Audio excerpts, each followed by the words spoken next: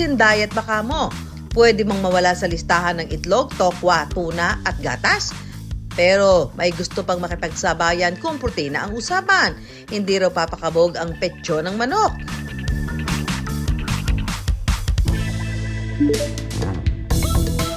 Sa dami ng mabibiling ready-to-eat na chicken breast ngayon na pwedeng fried, grilled, sandwich, one of a kind daw ang petso ng manok recipe na ito.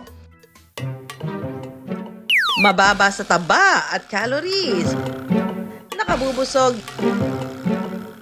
Guilt-free at pasok sa diet. Yan daw ang benepisyong hatid ng ready-to-eat chicken breast ni John Michael.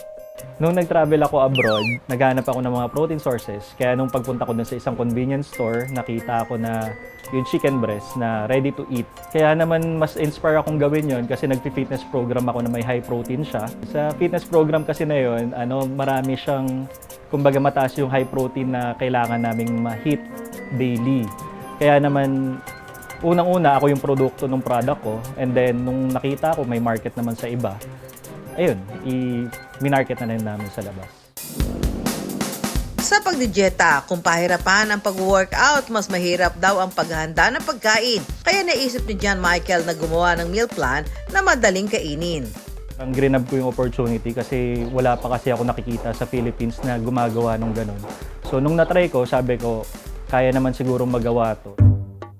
Chef si John Michael, kaya ang kanyang karanasan sa pagluluto, ipinuhunan niya sa pagninegosyo.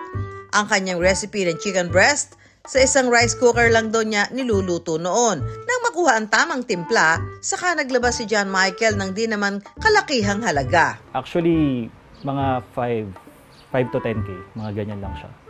Kasi yung chicken breast medyo mahal din siya. May particular supplier ako na nagsusupply sa akin ng chicken breast. Tapos actually, minsan pinoportion niya na dun sa actual size na gusto ko.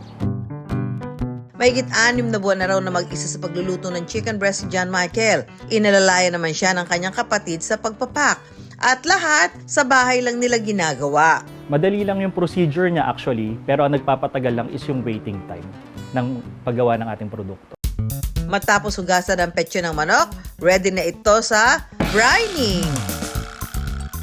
Tubig na tinimplahan ng mga pampalasa, saka ibababad ang chicken breast ng 8 hanggang 10 oras. Mahalaga raw ito upang manatiling moist, malambot at juicy ang manok.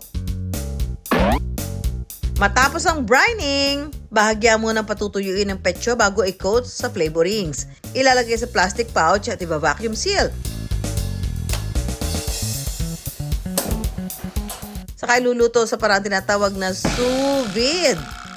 Ang sous vide ay isang French cooking method siya na water bath. Long process siya, unlike sa mga grilling at saka mga pan fry.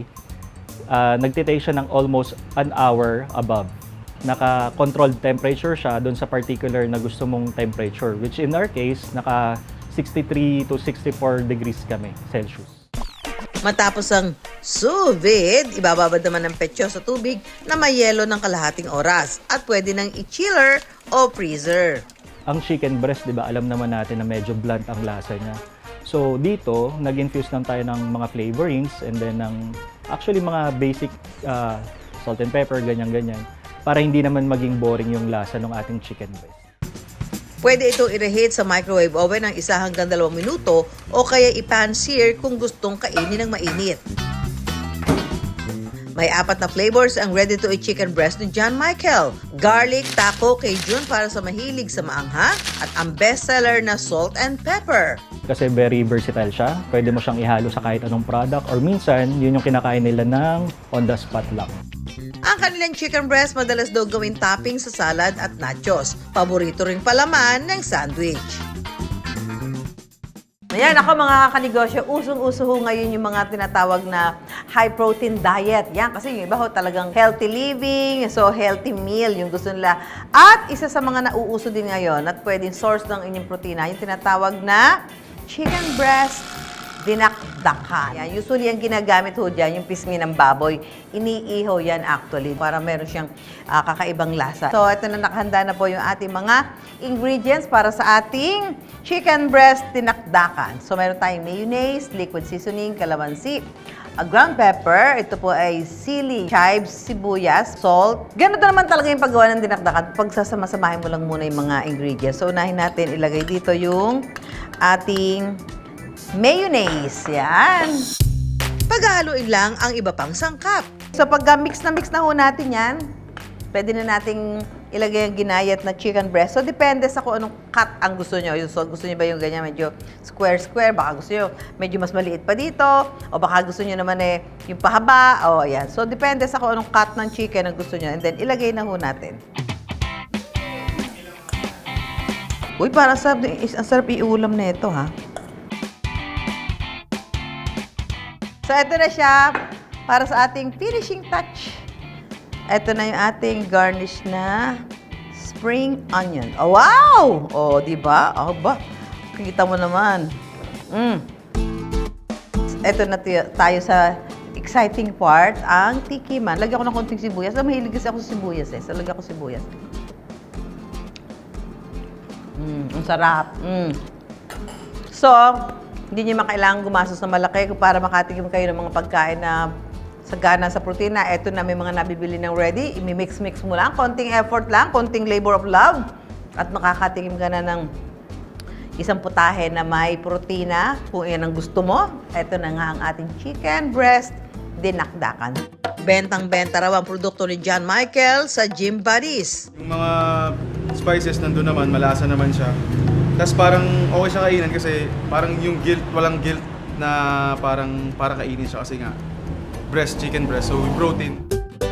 Dahil karamihan sa customers ni John Michael ay health conscious, sinigurado rin niyang tama ang nutritional facts ng kanyang produkto. Naka-guide naman sa amin ng aming dietitian. Siya yung nagmo-monitor ng mga sodium content, yung protein content. So, lahat kami naka-measured talaga ang aming ginagawa. Yung product natin is more on lean protein talaga siya. Yun yung kailangan din naman ng ating katawan. Plus, sasabayan mo lang siya ng mga vegetable. And then, ang kagandahan nga is calorie counted na siya. Mabibili sa halagang 380 pesos to 840 pesos ang ready-to-eat chicken breast na may iba't ibang sukat. Tumatagal raw ito ng 3 to 5 days kapag nasa chiller at hanggang 2 buwan kapag inilagay sa freezer. Ang ginagawa namin ng solusyon is yung oras din ng mga customer namin. Kaya nga, for example, yung professionals talaga yung pinakamalaking market namin, mga doctors, and then yung sa mga health and fitness industry na ayaw na nila mag-meal prep.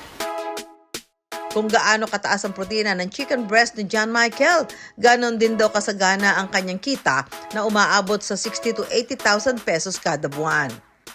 Ang plano natin sa future din na itong business na to is yung mas marami pa tayong matulungang Pinoy na maging health conscious at saka doon naman sa mga nag-hit na ng mga protein needs nila and everything, yung talaga nagiging conscious sa pagkain nila is maging tulay tayo o masuportahan natin sila para sa kanilang mga pangangailangan. Produktong mataas sa protina, masustansya rin ang kita.